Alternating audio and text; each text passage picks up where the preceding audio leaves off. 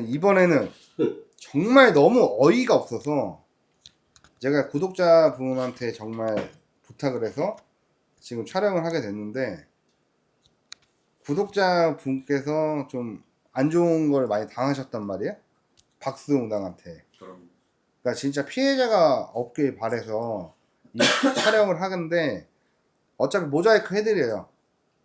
음성 변조도 해드릴 테니까 그 사건들을 좀 이야기 좀 해줘봐요. 17살 때부터 점집을 가서 어떻게 됐는지. 알게 된 건 이제 알바로 일을 하던 때 그 라이브 룸카페 같은 데에 이제 제가 알바로 들어가게 돼서 처음에 알게 됐고요. 그 가게 전무님인가 그러셨어요.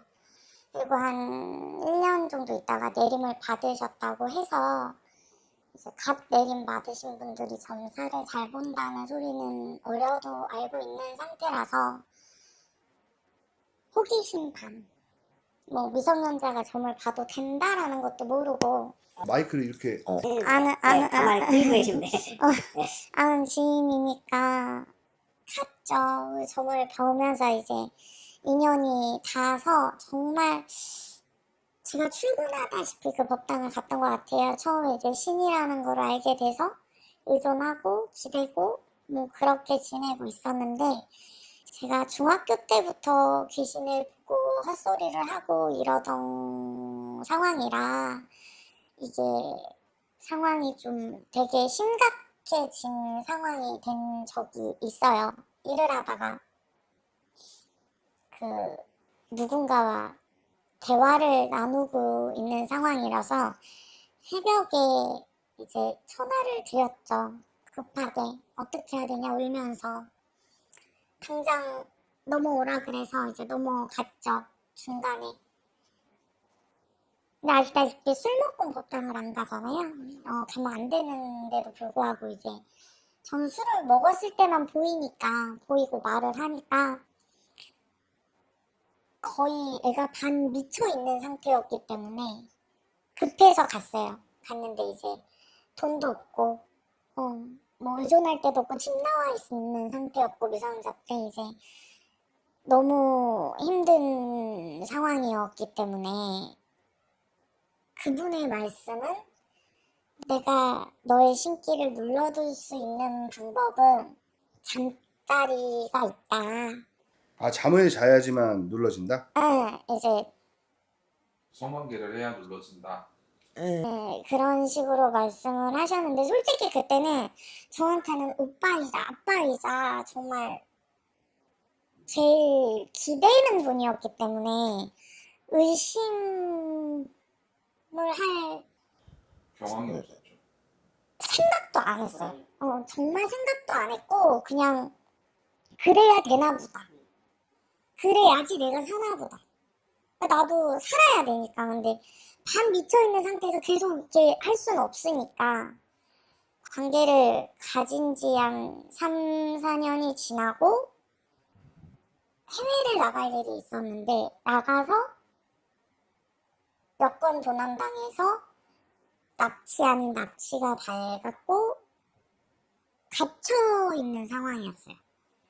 그분한테 연락을 했고 그분이 이제 일본 아는 지인분 연락해서 일본에서 중국으로 넘어와서 저를 힘들게 빼오신 거죠. 한 2, 3주 만에 여권을 만들어서.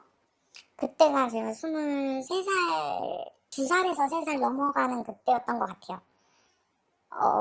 그때까지 계속 그냥 애인이었죠. 부르면 가고.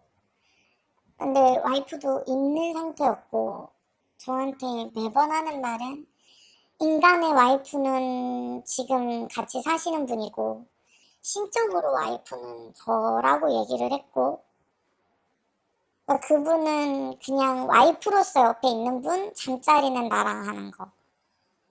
그분이랑은 잠자리도 안 하고 그런 식으로 이야기를 하셨고, 그러다가 이제 내림을 받게 됐죠. 근데 그때도 제가 업소를 다니고 있는 상태였기 때문에 돈이 없어서 그 내림 받는 돈을 만드는 방법이 일을 해서 벌어온 돈을 법당에 올려요.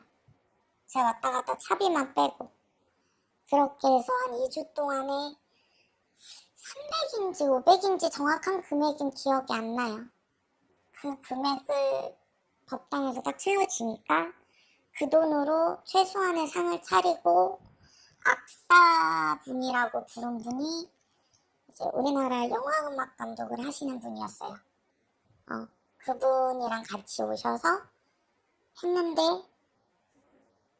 알고 보니까 다른 선생님들 말을 들어보니 그건 내린굿이 아니다. 그렇게 내린굿을 하는 적은 없다.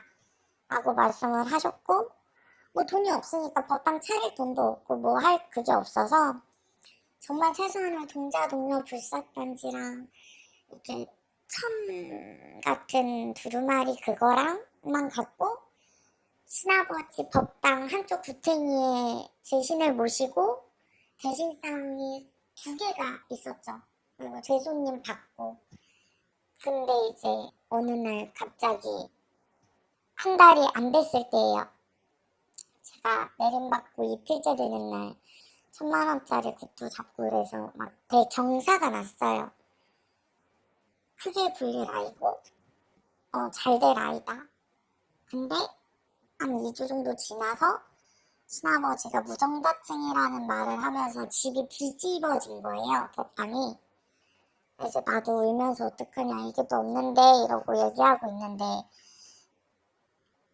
그리고 나서 이제 한 일주일 있다 제가 임신이 된 거죠. 임신이 된 상태에서 그냥 일반 가정집으로 말하면 피부정 탔으니 나가라. 진짜 길바닥에 나 앉았고 그리고 연이 한 1, 2년 끊겼어요. 끊겼다가 다시 연락이 됐는데 그때 또 이제 제 고등학교 후배가 그 법당에 있는 거예요.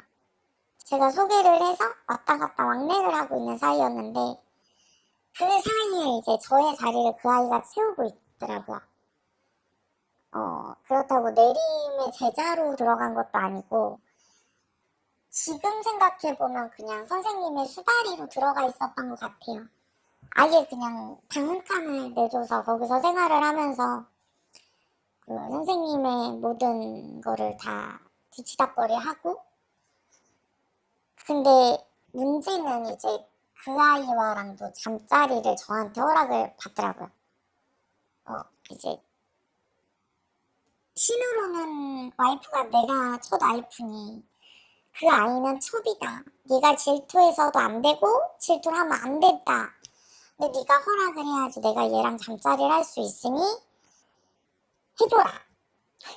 라고 얘기를 하면서 나는 솔직히 못하겠으니까 해본 적도 없고 그게 무슨 뜻이냐 라고 얘기하니 이제 한 몸이 돼야 된다고 표현을 하는데 그게 이제 그 동생과 나와 선생님 셋이 한 몸이 돼야 되니 결론은 흔히 말하는 스리썸을 강요하셨죠.